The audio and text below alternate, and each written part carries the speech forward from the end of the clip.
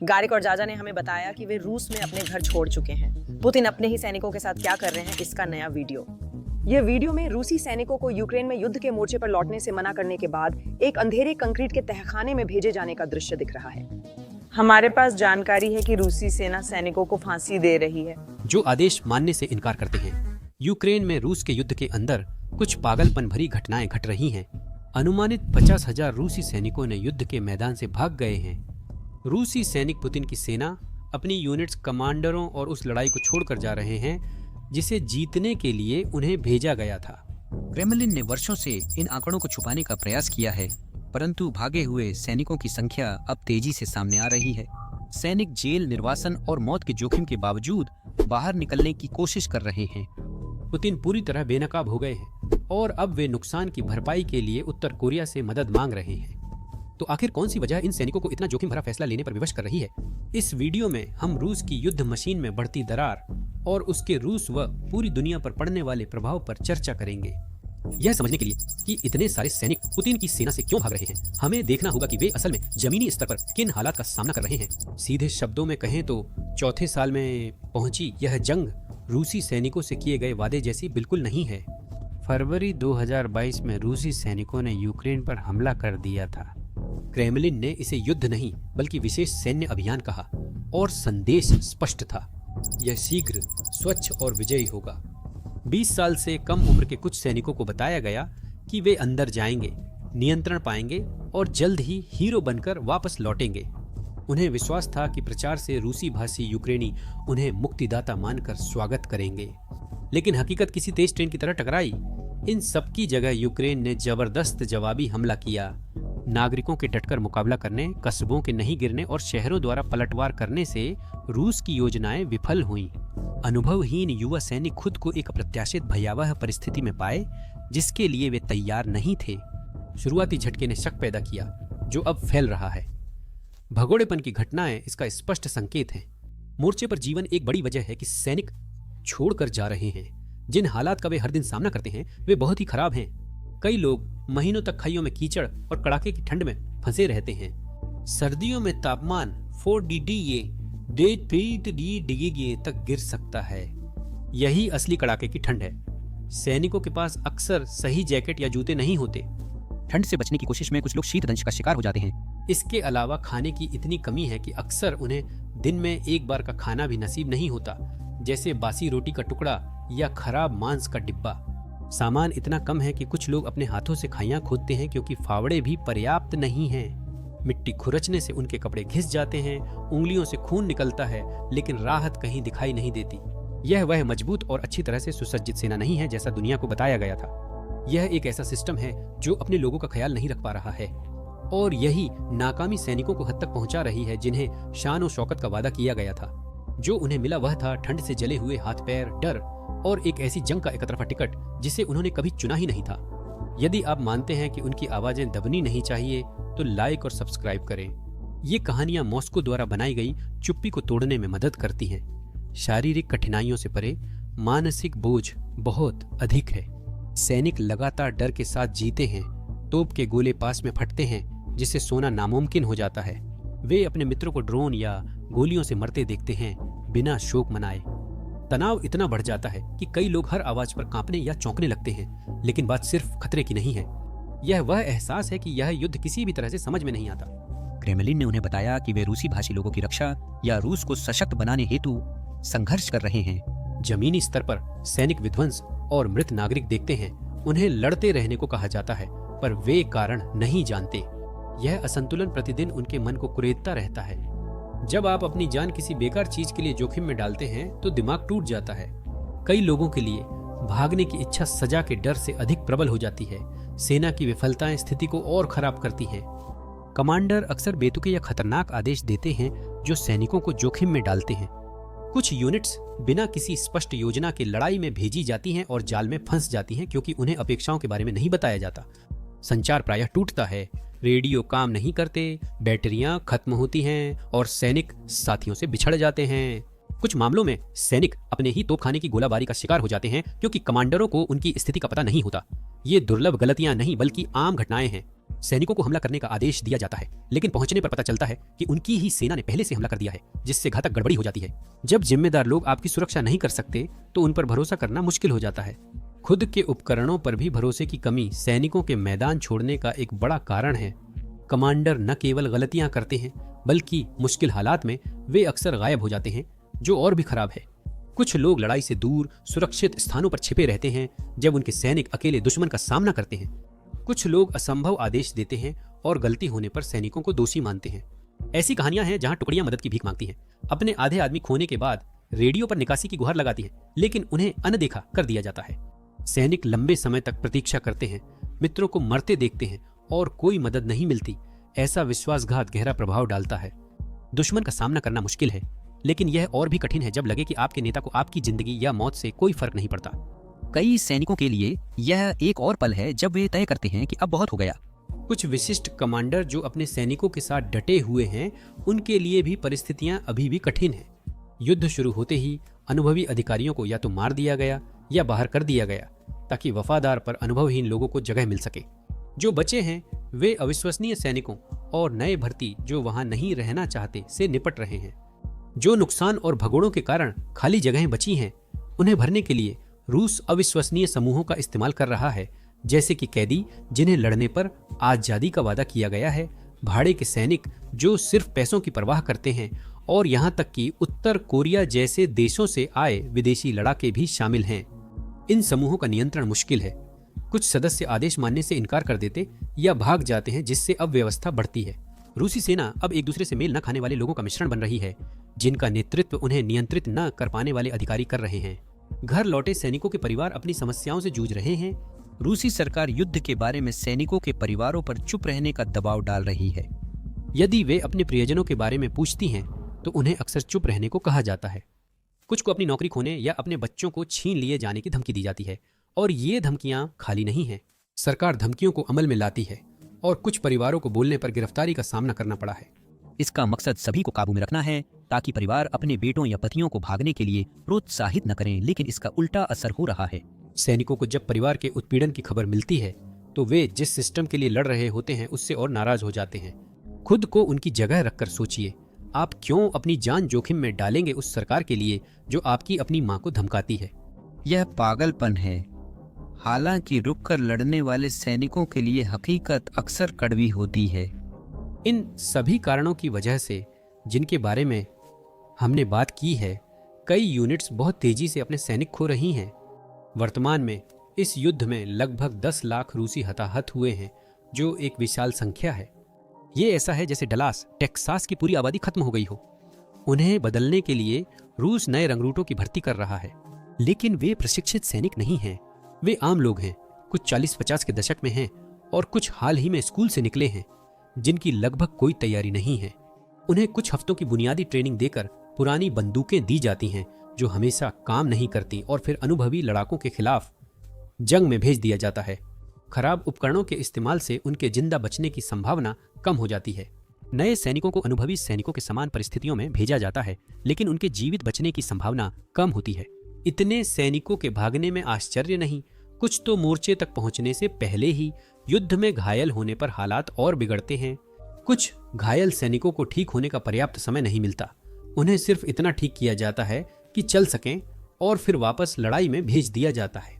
कई घायल सैनिकों को अस्पताल के टेंट से सीधे मोर्चे पर भेज दिया जाता है, भले ही उनकी पट्टियां ताजा हों और अंग ठीक से काम न करते हों। डॉक्टर्स हमेशा इसे रोकने में असमर्थ होते हैं। आदेश तुरंत आते हैं और अगर सैनिक राइफल पकड़ सकता है, उसे ड्यूटी के लिए फिट माना जाता है। सैनिकों ने देखा है कि घायल लोगों को ट्रकों में घसीटकर युद्ध के मोर्चे पर ले जाया जाता है। ऐसा व्यवहार असामान्य नहीं है, यह अब सामान्य बात बनती जा रही है। ये सिर्फ सख्त नीतियां नहीं हैं, बल्कि यह दिखाता है कि रूसी सेना कितनी हताश हो गई है। जब कोई सेना अपने घायल सैनिकों को फिर से युद्ध में भेजने लगती है, तो यह सिर्फ क्रूरता का संकेत नहीं है, बल्कि यह भी दिखाता है कि उनके पास सैनिकों की कमी हो रही है। जब आप घायल होने के बावजूद लड़ने को मजबूर किए जाते हैं, तो भागना ही जीवित रहने का एकमात्र उपाय लगता है। हालांकि सेना से भाग जाना इतना आसान नहीं है, और रूसी सेना के मामले में इसमें बहुत बड़ा जोखिम होता है। सैनिक बस यूं ही छोड़कर घर नहीं जा सकते। भागने का मतलब है जेल, निर्वासन या इससे भी बुरा सामना करना। कई लोग असंभव परिस्थितियों और विकल्पों का सामना करते हैं। हजारों लोगों के लिए युद्ध में रहने से भागना ज्यादा जोखिम भरा लगता है, फिर भी वे खतरों के बावजूद पलायन करते हैं। कुछ लोग रात में पैदल ही जंगलों या खेतों से होकर निकल जाते हैं ताकि रूसी गश्त और यूक्रेनी चेक पॉइंट से बच सकें। हर कदम एक जुआ है जहां एक गलती से पकड़े या मारे जा सकते हैं। कुछ लोग घायल होने का नाटक कर सिस्टम को चकमा देने की कोशिश करते हैं ताकि अस्पताल ट्रांसफर के दौरान वे चुपचाप निकल सकें। यूक्रेन के रूसी नियंत्रित क्षेत्रों में स्थानीय लोग सैनिकों की मदद के लिए भोजन, आश्रय व सुरक्षित मार्गों की जानकारी देते हैं। ये लोग खुद भी जोखिम उठाते हैं, पर वे सैनिकों की बेबसी देखकर मदद करना चाहते हैं। गुप्त नेटवर्क जो टेलीग्राम जैसे ऐप्स पर होते हैं, चेक पॉइंट से बचने और आम नागरिक की तरह गुजरने के टिप्स साझा करते हैं। ये जीवन रेखाएं सैनिकों को बाहर निकलने का मौका देती हैं, भले ही ये आसान न हो। हम इनके बारे में थोड़ी देर में और बात करेंगे। जो लोग सफलतापूर्वक भागने में कामयाब हो जाते हैं, उनमें से कुछ लोग अपनी भागने की कहानी छुपाते नहीं हैं। युद्ध से बचकर सुरक्षित स्थान पहुंचने के बाद कुछ लोग सार्वजनिक रूप से सामने आकर देखी गई अराजकता, नेताओं के झूठ, अनावश्यक मौतों और धोखे के बारे में बात करते हैं। वे एक बिखरती हुई सेना का वर्णन करते हैं जहां सैनिकों को योजना और समर्थन के बिना युद्ध में भेजा जाता है। सबसे प्रसिद्ध मामलों में से एक है ग्लेब केराकुलोव। वह रूस की फेडरल प्रोटेक्टिव सर्विस में अधिकारी थे, जहां वे देश के शीर्ष नेताओं के लिए सुरक्षित संचार स्थापित करते थे। 2022 में वह परिवार के साथ तुर्की चले गए। उन्होंने कहा कि वह अब उस युद्ध का समर्थन नहीं कर सकते जिसे उन्होंने आपराधिक बताया। निर्वासन में रहकर वह खुलेआम सरकार की आलोचना करते हैं और उम्मीद करते हैं कि उनका फैसला दूसरों को भी बोलने के लिए प्रेरित करेगा। इगोर वोलोबोएव, जो पहले गजप्रोम बैंक के शीर्ष कार्यकारी थे और मूलतः यूक्रेन से हैं, युद्ध शुरू होने पर उन्होंने तय किया कि वे उस देश में नहीं रह सकते जो उनके जन्मस्थान पर आक्रमण कर रहा है। 2022 में वह रूस से कीव गए, यूक्रेनी नागरिकता मांगी और उनकी सेना में शामिल होने का प्रयास किया। तब से वह रूस की रणनीतियों पर खुलकर बोलते रहे हैं और बताते रहे हैं कि अंदर से पूरी कार्रवाई कितनी बेईमानी भरी लगती थी। हालांकि सभी भगोड़े उच्च स्तर के अंदरूनी लोग नहीं होते। ज्यादातर तो आम सैनिक होते हैं जो सीधे युद्ध के मैदान पर थे। सिल्वर नामक सैनिक, जो रूस की स्टॉर्म जेट यूनिट्स के लिए ड्रोन ऑपरेटर थे, 2024 में भाग गए। उन्होंने बताया कि उन्होंने अपने ही कमांडरों को नागरिकों और सैनिकों दोनों को मारते देखा, जो उनके लिए पक्ष बदलने का कारण बना। सिल्वर ने भागने से पहले अपनी यूनिट का मुख्यालय उड़ा दिया, मानो विद्रोह का आखिरी प्रदर्शन हो। यह अपने सारे रास्ते बंद करने जैसा था। वह अब यूक्रेन की मदद करने वाले एक रूसी समूह के साथ लड़ रहे हैं और उन्होंने खुलकर बताया है कि क्यों उन्हें भागना पड़ा। परंतु इन हालिया विद्रोहों से पहले भी हमने मोहभंग के संकेत देखे थे। 2022 में पावेल फिलियातेव नामक एक पैराट्रूपर ने अपनी पोस्ट छोड़ दी और अपने अनुभवों पर एक विस्तृत रिपोर्ट प्रकाशित की। उसने बताया कि उसकी यूनिट जीवित रहने के लिए घरों से चोरी करती थी। उन्हें अक्सर खाने और काम के उपकरणों की कमी होती थी। उसकी कहानी कड़वी और परेशान करने वाली थी। एक और मामला दानिल फ्रोकिन का है। उसने न सिर्फ यूक्रेन गया बल्कि वहां किए गए अपराधों को भी स्वीकार किया। उसने नेतृत्व को दोषी ठहराया और कहा कि वह उस युद्ध में हिस्सा नहीं ले सकता जिसमें उसका विश्वास नहीं रहा। सभी की भूमिकाएं भिन्न थीं। कुछ सैनिक सरकारी या व्यापारिक कर्मचारी थे, पर उनमें एक समानता थी। वह पल जब उन्हें एहसास हुआ कि वे अब इस युद्ध में भाग नहीं ले सकते। उनकी कहानियां दर्शाती हैं कि रूस के युद्ध प्रयासों में चीजें कितनी बुरी तरह बिखरी हुई हैं। शुरुआत में वे विद्रोही नहीं थे, लेकिन युद्ध ने उन्हें बोलने के लिए मजबूर कर दिया। इन बहादुर लोगों के लिए जो भागना चाहते थे, सौभाग्य से इस प्रक्रिया में मदद के लिए सहायता मिल रही है। यूक्रेन ने युद्ध से भागने वाले रूसी सैनिकों के लिए एक रास्ता तैयार किया है। 2022 से वे I want to live project चला रहे हैं, जो सैनिकों को सुरक्षित रूप से आत्मसमर्पण या पाला बदलने का विकल्प देता है। इस योजना में सैनिकों तक फोन, ऑनलाइन और ड्रोन द्वारा सीधे पहुंचने का इस्तेमाल किया जाता है। इसका लक्ष्य सरल है। सैनिकों को युद्ध क्षेत्र छोड़कर सुरक्षित रूप से यूक्रेनी हिरासत में आने में सहायता प्रदान करना। कुछ फ्रीडम ऑफ रशिया लीजन समूह में शामिल हो जाते हैं। इस मार्ग से हजारों लोग पहले ही सुरक्षा प्राप्त कर चुके हैं। यूक्रेन न केवल पलायन में मदद कर रहा है, बल्कि सार्वजनिक संदेशों के माध्यम से सैनिकों को युद्ध छोड़ने के लिए भी प्रेरित कर रहा है।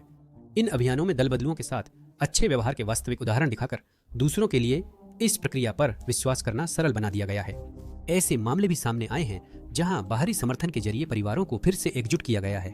ये कहानियां केवल युद्ध के बारे में नहीं, बल्कि सैनिकों को यह दिखाने के लिए हैं कि पीछे हटने का निर्णय लेने पर उन्हें दंडित नहीं किया जाएगा।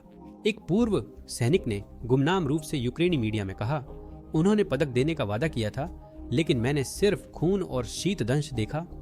हॉटलाइन के बारे में सुनकर मुझे लगा कि यही मेरा एकमात्र मौका है। एक और ने कहा, मैं भागने की कोशिश में मर जाना पसंद करता, बजाय इसके कि एक और दिन वहां रुकता। यूक्रेन ने मुझे नहीं मारा, उन्होंने मुझे सूप दिया और फोन करने की अनुमति दी। यह काफी भावुक कर देने वाला है। यूक्रेन के अलावा अन्य जगहों ने भी मदद शुरू कर दी है। जॉर्जिया और कजाकिस्तान ने जबरन भर्ती से बचने और सेना छोड़ने वालों के लिए अपनी सीमाएं खोल दी हैं। युद्ध के प्रारंभ से दोनों देशों में लाखों लोग पहुंच गए हैं। कुछ लोगों को वीजा समस्याएं हैं, परंतु कई को सुरक्षा मिली है। संदेश स्पष्ट है, सहायता के लिए स्थान उपलब्ध हैं। फ्रांस ने कुछ प्रसिद्ध भगोड़ों को शरण दी है, जिनमें से एक ऐसे समूह का नेतृत्व करता है जो सैनिकों को भागने और शरण पाने में सहायता करता है। वह पश्चिमी देशों की अधिकारियों के साथ निकट सहयोग करता है और उनके संरक्षण में रहता है। उसका काम भागने वालों को सुरक्षा से जोड़ना और उनकी कहानियां बताना है, ताकि दूसरों को पता चले कि वे अकेले नहीं हैं। इन प्रयासों से रूस को अपने सैनिकों पर नियंत्रण रखना और कठिन हो जाता है। जब कोई व्यक्ति भागता है तो सिस्टम का नियंत्रण कम होता जाता है। यही वह बदलाव है जो सब कुछ बदल देता है। यूक्रेन और अन्य देशों का समर्थन सैनिकों को उम्मीद देता है, लेकिन आजादी का रास्ता अभी भी खतरों से भरा है। हालांकि कई सफल भागने की कहानियों के बावजूद बाहर निकलना मुश्किल है और सब इसमें कामयाब नहीं हो पाते। कुछ सैनिक आर्मेनिया या कजाकिस्तान पहुंचकर वहां आसानी से घुल मिल जाते हैं या शरण के लिए आवेदन करते हैं। कुछ लोग यूरोप तक शरणार्थी बन नई शुरुआत की उम्मीद से पहुंचते हैं, लेकिन बहुत से वहां तक नहीं पहुंच पाते। रूस की सरकार सख्ती से कार्रवाई कर रही है। 2022 से भगोड़ेपन को एक गंभीर अपराध माना गया है, जिसकी सजा 10 से 15 साल की जेल है। यूक्रेनी सेना के समक्ष आत्मसमर्पण करना अब देशद्रोह माना जाता है, जिसकी सजा उम्र कैद हो सकती है। सैन्य पुलिस बेस और परिवहन मार्गों पर गश्त करती है और भगोड़ों को पकड़ने के लिए सीमाओं के निकट चेक पॉइंट लगाए जाते हैं। पकड़े जाने वालों के लिए परिणाम काफी कठोर होते हैं। उन्हें अक्सर अस्थायी जेलों में बंद किया जाता है, जो मूलतः तंबू या धातु के कंटेनर होते हैं, जिनमें खाने की कमी, हीटर का अभाव और गार्ड्स की निरंतर धमकियां होती हैं। कुछ लोगों को इससे भी बुरी सजा मिलती है। उन्हें स्टॉर्म जेड यूनिट्स में भेज दिया जाता है। इस विशेष समूह में भगोड़े, कैदी और सेना द्वारा दंडित करने योग्य व्यक्ति शामिल हैं। उन्हें बिना किसी मदद के दुश्मन की अग्रिम पंक्ति पर हमला करने जैसे सबसे खतरनाक मिशन दिए जाते हैं, जबकि उनके बचने की संभावना कम होती है। इसका उद्देश्य दूसरे सैनिकों को डराकर रोकना है, परंतु यह प्रभावी नहीं हो रहा है। पकड़े जाने का अर्थ आत्मघाती मिशन होने के कारण भागना ही एकमात्र विकल्प प्रतीत होता है। कुछ कहानियों के अनुसार सैनिकों को दूसरों को संदेश देने के लिए सीधे मार दिया गया। लोगों द्वारा अनुभव किया गया डर वास्तविक है और यही डर अधिक लोगों को पलायन का जोखिम उठाने के लिए विवश कर रहा है। सरकार के सख्त नियम दर्शाते हैं कि स्थिति नियंत्रण से बाहर है। यह संकट केवल भागते सैनिकों के बारे में नहीं है। घर वापसी परिवारों और समुदायों को प्रभावित कर रही है। कुछ क्षेत्रों में जबरन भर्ती कड़ी और लक्षित है। रिपोर्टों से पता चलता है कि गरीब ग्रामीण इलाकों के पुरुषों और बुरियात, दागेस्तानी, तुवान जैसे जातीय अल्पसंख्यक समुदायों के लोगों को मास्को या सेंट पीटर्सबर्ग के मुकाबले कहीं ज्यादा दर से भर्ती किया जा रहा है। ये वे समूह हैं जिन पर सरकार दबाव बना सकने का विश्वास करती है और वे ही सबसे बड़ी कीमत चुका रहे हैं। कई लोगों को यह सेवा उपयोग और अपशिष्ट जैसी लगती है। रूस के छोटे शहरों और कस्बों में लोग अब युद्ध पर खुलकर चर्चा कर रहे हैं, भले ही इससे जोखिम हो। भर्ती ने स्थिति बिगाड़ दी है और चिंता का माहौल बढ़ा दिया है। रूस में स्वैच्छिक योद्धाओं की कमी के कारण सरकार पुरुषों को जबरन सेना में भर्ती कर रही है। किशोरों से लेकर 50 साल के पुरुषों तक सभी को बिना चेतावनी के घरों या नौकरियों से उठा लिया जा रहा है। कुछ को एक पत्र मिलता है, कई लोगों को सीधे सड़क से पकड़कर मोर्चे पर भेज दिया जाता है या वे भागने की कोशिश में गायब हो जाते हैं। अधिकांश लोग ऐसे किसी व्यक्ति को जानते हैं। लोगों की सरकार के प्रति सोच बदल रही है। पहले वे नेताओं पर भरोसा करते थे, लेकिन अब वे एक डरावनी व्यवस्था देख रहे हैं। अनुमान है कि 2024 में 1 लाख से अधिक युवा पुरुष भर्ती से बचने के लिए रूस से भाग गए। 2025 में यह संख्या और बढ़ सकती है। यह सर्वश्रेष्ठ मौन विरोध है। विरोध निःशब्द तरीकों से बढ़ रहा है।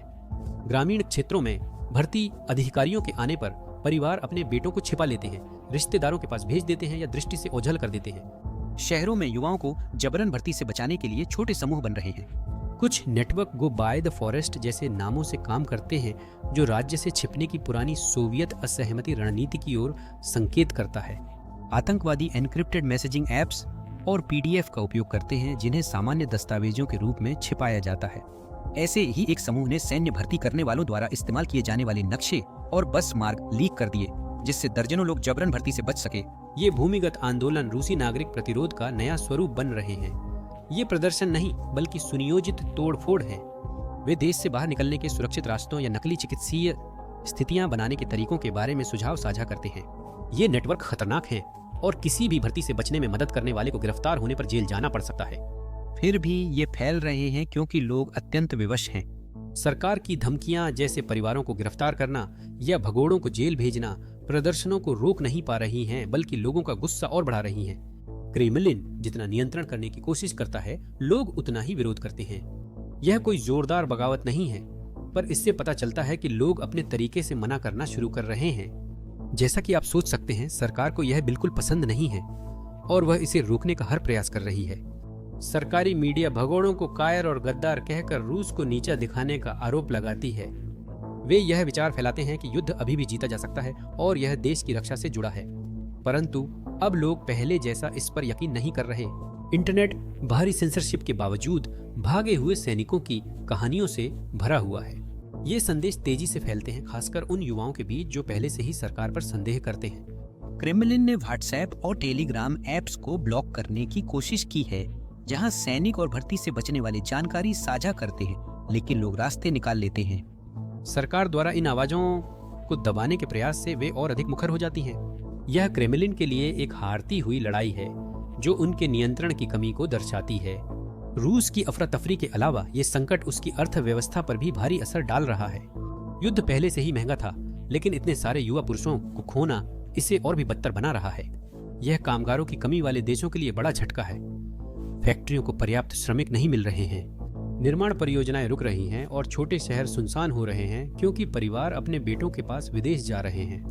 सरकार युद्ध पर खर्च कर रही है, लेकिन स्कूलों, अस्पतालों और सड़कों की उपेक्षा कर रही है। लोग इसे महसूस कर रहे हैं और निराश हो रहे हैं।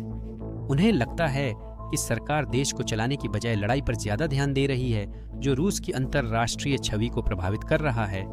अन्य देश सेना की कमजोरियों को देख रहे हैं। चीन या ईरान जैसे सहयोगी देश अभी भी रूस के साथ काम कर सकते हैं, लेकिन वे दरारें देख रहे हैं। रूस पर निर्भर देशों में अब संदेह है कि क्या वह वास्तव में हथियार या समर्थन दे पाएगा।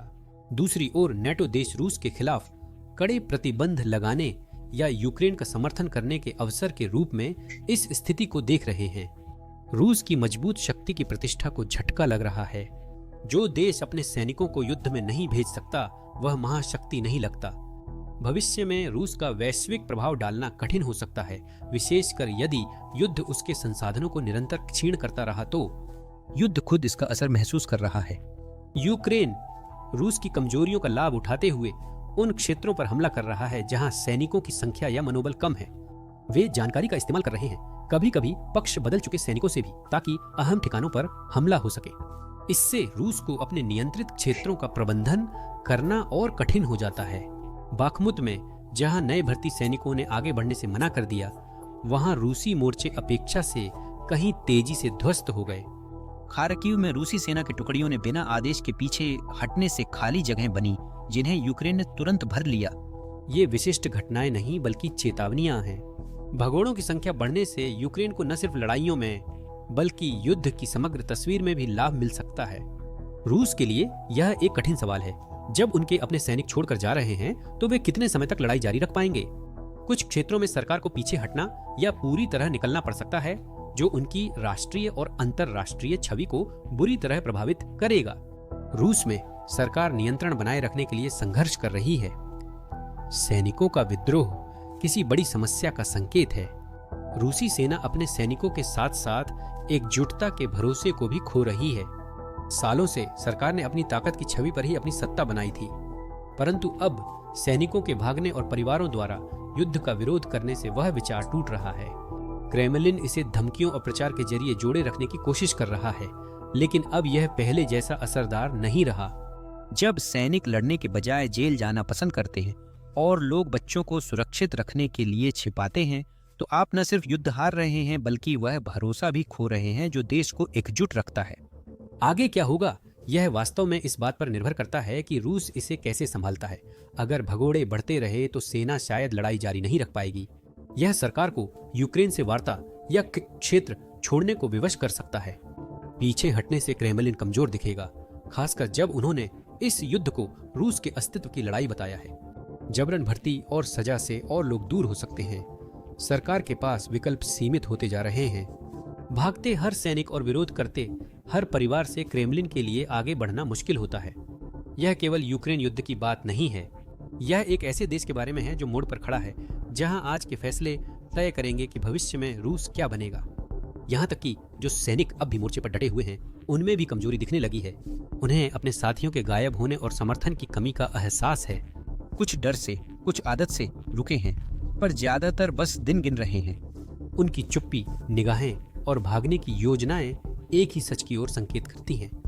पहले जो वफादारी थी वह अब तेजी से समाप्त हो रही है। उनके रुकने, भागने या छोटे छोटे विरोधों के फैसले याद दिलाते हैं कि यह युद्ध हमें कितनी कीमत चुकाने पर मजबूर कर रहा है। यह सिर्फ लड़ाइयों या इलाकों की बात नहीं है। यह कहानी उन लोगों के बारे में है जिन्हें वादे के बदले सिर्फ झूठ मिला, जिसके लिए उन्हें लड़ना चाहिए था।